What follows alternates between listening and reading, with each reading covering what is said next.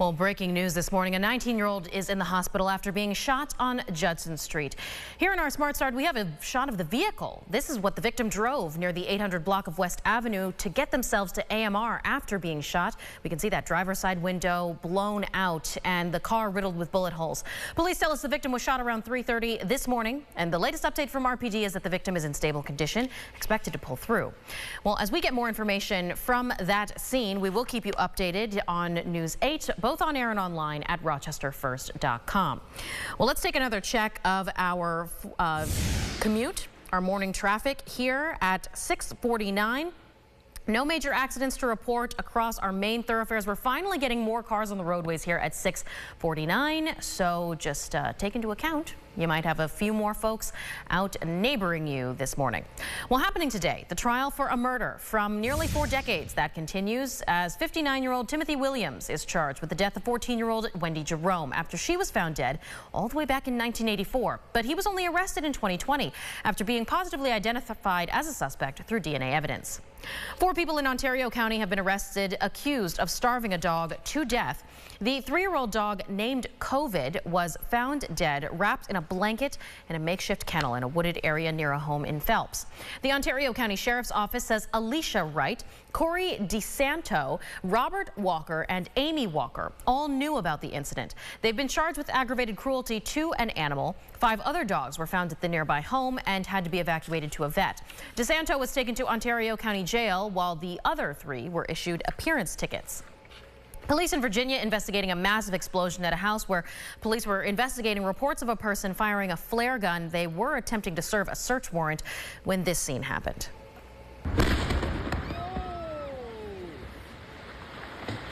Certainly shocking video from last night. Police say minor injuries were reported here, but nobody had to be taken to the hospital. There was also no damage reported in relation to the initial flare gun call. Certainly a lot for the explosion, though. Officials investigating the greater impact to the wider community, and the identity of the person inside the home has not yet been released. A new lead has been found in the search for a missing RIT student as the case now passes 2 weeks. 22-year-old Matthew Grant was last seen November 20th as sheriff's deputies now say his car was last tracked between the Watertown and Binghamton exits on the thruway. MCSO further says that they've recovered surveillance video from a gas station that on the night of Grant's disappearance showed him between the Syracuse and Waterloo exits, reportedly alone and not in any danger. From the beginning, Grant's family has worked with law enforcement, and his father says he's not giving up. I mean, in all honesty, I don't know how I can go home again until I know where he's at and what has happened. So I don't know what my actual plan is right now, other than I plan on hanging around Syracuse for a while until we can figure this out.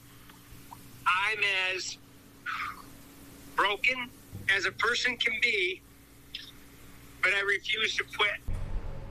Well, that was Matthew Grant's father, adding that RIT has been very supportive throughout the investigation. And if you know anything about where he might be, please call 911.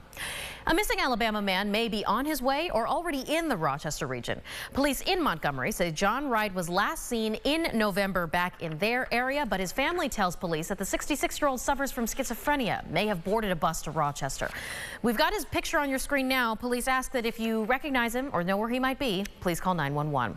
And in just a few days, a new ambulance service will be taking over operations in Wyoming County, replacing Monroe Ambulance, the current provider. Staffing shortages have prompted community leaders to go in a new direction, creating their own ambulance service. They say it'll provide proper coverage for the Wyoming County residents. Officials further adding that in the last 10 years, the number of EMS workers in Wyoming County has gone down by 9%, which was only worsened by the pandemic. Tomorrow night's Republican debate will feature 4 candidates vying for the party's presidential nomination: Florida Governor Ron DeSantis, former U.S. Ambassador Nikki Haley, entrepreneur Vivek Ramaswamy, and former New Jersey Governor Chris Christie. They'll be taking the stage at the University of Alabama in Tuscaloosa. The frontrunner, former President Donald Trump, has decided to skip this debate, as he has already done for the last 3. And in an effort to curb violence in Rochester, one city leader is bringing the community together one haircut at a time. The council member Willie Lightfoot hosted the Cut the Violence at his new Creations unisex barbershop. There, they had free haircuts offered to children between the ages of 10 and 17. The event also had a balloon artwork and toy giveaways with the goal, Lightfoot says, of totally promoting peace. He says it's made possible through the volunteers and donations by the barbershops and other local vendors. Well, like many others, you're probably doing some holiday shopping, and if you're doing that, you'll be sending things out in the mail, perhaps. You'll want to do that on a schedule. If you use the Ground Advantage in first class for United States Postal Service, you want to package that out by December 16th. Send out your priority mail by the 18th, and the Priority Mail Express has to be sent by at least the 20th. If you've been to Washington Square Park in downtown Rochester at all lately, you've likely seen these large groups of crows circling the area, and yesterday the city worked trying to steer the birds away, minimize the damage that can be caused in their large numbers. Let's take a listen from last night.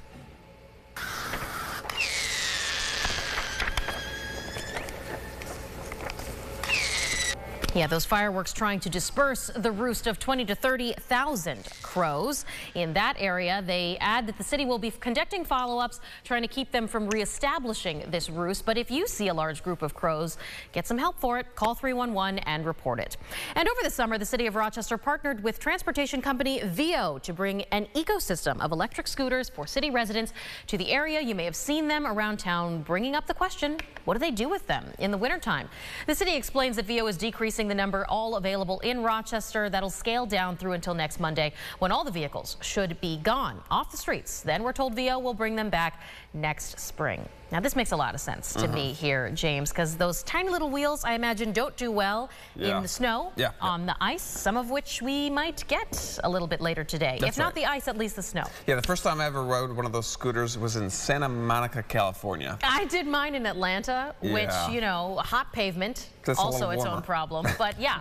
You're not getting any of this that we get up here. Great for summer and maybe early fall. You get into December, things get a little bit hairy. Not going to say you can't, but I've seen some bikers that will bike all year long. Today, you may have a couple of snow showers right along the shoreline. That's the spot that we're focusing on, at least for now. A lot of today is cloudy, should be generally dry, but I do expect a little bit of a burst later today. Temperatures right around freezing at Penn Yan 32, so does there as well.